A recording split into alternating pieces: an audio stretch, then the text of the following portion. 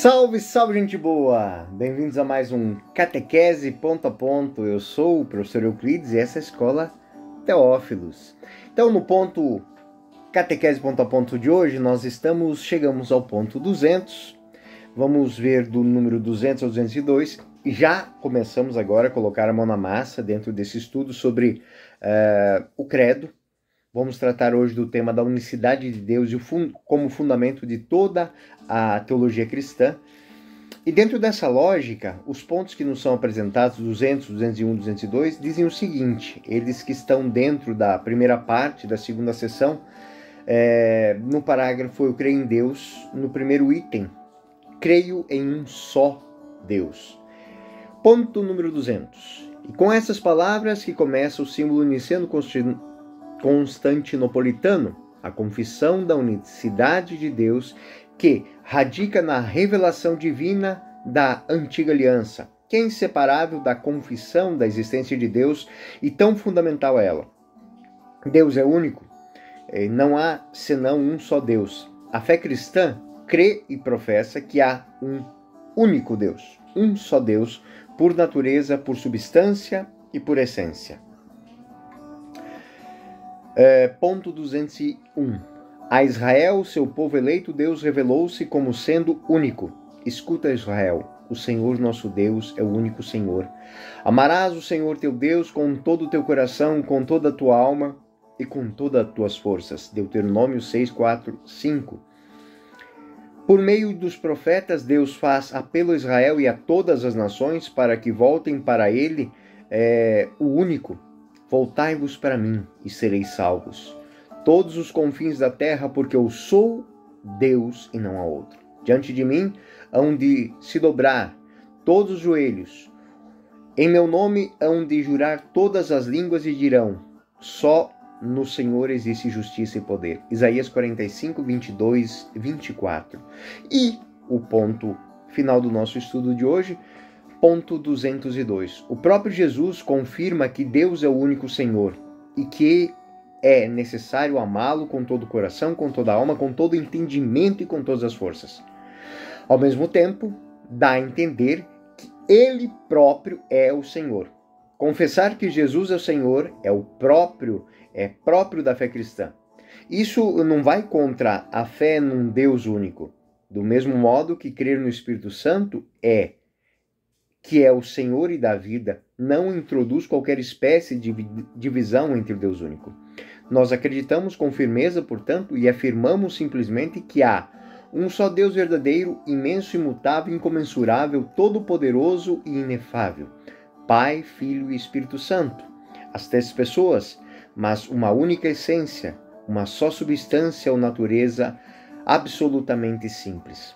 Então, estamos entrando num ponto aqui muito bonito, né? Qual a fundamentação desses parágrafos, então, desses pontos do catecismo, 200, 201, 202? Bom, o parágrafo do artigo do catecismo, ele trata da confirmação fundamental, creio em um só Deus. Então, esse parágrafo que nós estamos trabalhando, creio em um só Deus. Essa afirmação, ela tem base na revelação divina desde o Antigo Testamento. Ela é confirmada na nova aliança com Jesus Cristo e acolhida pela tradição do magistério da Igreja.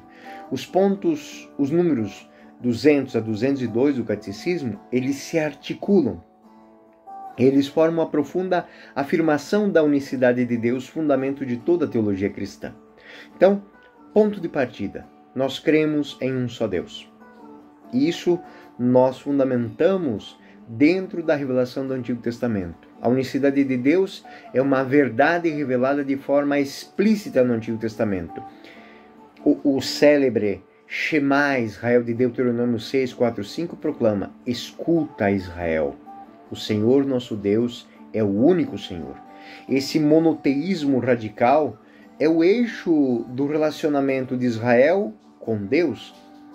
Essa fé, ela é reforçada pela profecia de Isaías: voltai-vos para mim e sereis salvos, porque eu sou Deus e não há outro. Isaías 45, 22, 24. E isso tudo será corroborado, será confirmado pela nova aliança. Jesus reafirma a unicidade divina ao responder ao escriba em Marcos 12, 29 e 30. Mas também revela sua identidade divina ao ser chamado de Kyrios, Senhor. Termo reservado ao próprio Deus no Antigo Testamento. Filipenses 2, 10, 11 e João 10, 30 vão tratar muito bem dessas expressões. Então, crer em Jesus Cristo e no Espírito Santo como Senhor, como Kyrios, não contradiz o monoteísmo, pois o cristianismo professa um só Deus em 3 pessoas. A tradição, ela foi evoluindo esse pensamento. Passamos pelos padres apostólicos e na patrística, Santo Atanásio, e que inclusive ele escreve o tal símbolo atanasiano. Ele vai dizer que a fé católica é esta, que adoremos um só Deus na Trindade e a Trindade na unidade, sem confundir as pessoas nem dividir as substâncias. Santo Agostinho, na sua obra, a grande obra de teologia trinitária, o De Trinitate, ele analisa profundamente a relação entre as pessoas da Trindade, sustentando a unidade e a substância. Para Santo Agostinho é algo muito bonito, porque ele consegue simplificar algo que é muito complexo. Ele vai falar no amante, no amado e no amor. Então, ele também vai estruturar: o Pai não é o Filho não é o Espírito não é o Pai, mas o Pai é Deus, o Filho é Deus e o Espírito é Deus.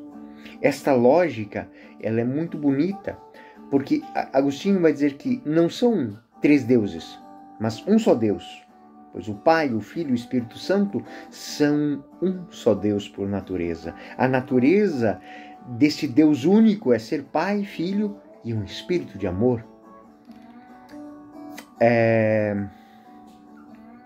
Durante toda a caminhada da Igreja, muitos concílios tiveram que reafirmar isso. O magistério da Igreja reafirma muitas vezes. O Concílio de Latrão IV, em 1215, ensina: cremos firmemente e confessamos com simplicidade que há um só Deus verdadeiro, eterno, imenso, Criador de todas as coisas visíveis e invisíveis, que é Pai, Filho e Espírito Santo. Então, Pai, Filho e Espírito Santo não são distintos, mas são um só Deus. O Concílio Vaticano I, na Constituição Dei Filius, reafirma a racionalidade da fé no Deus único e pessoal. O Vaticano II vai fazer a mesma coisa na Dei Verbum. Afirma que o Deus único se revela, se comunica com a humanidade em amor.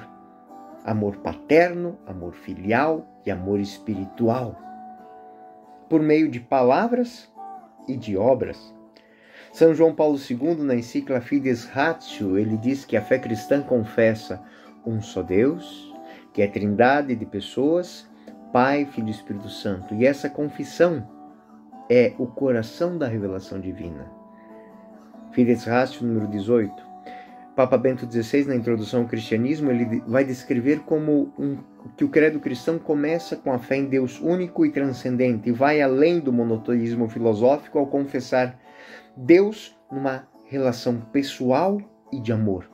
Existe dentro de Deus uma relação interna de amor. Ele não é só amor à destra, mas ele é amor ad intra. Como é que a gente leva isso para o nosso dia a dia? Quais as implicações catequéticas, litúrgicas, morais e pastorais? Bom, litúrgicas. Toda a liturgia católica se inicia com essa invocação da Trindade. Todas as orações, em nome do Pai, do Filho e do Espírito Santo. A oração cristã é dirigida ao Pai, por Cristo, no poder do Espírito Santo. Uma outra implicação é a implicação moral. A unicidade de Deus exige uma resposta de vida unificada. Amarás o Senhor teu Deus com todo o teu coração. Ou seja, pensamentos, palavras e atitudes. É um único indivíduo, mas com 3 formas de agir. Aquilo que eu aplico à Trindade, eu também aplico a mim.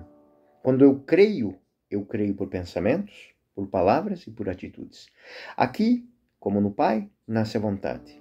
Aqui se expressa o desejo. E aqui é que a atitude se faz, onde amalgamamos o pensamento e o desejo no dia a dia.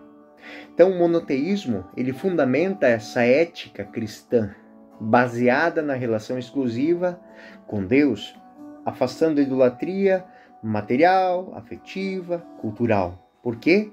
Porque Ele é o Senhor da nossa vida.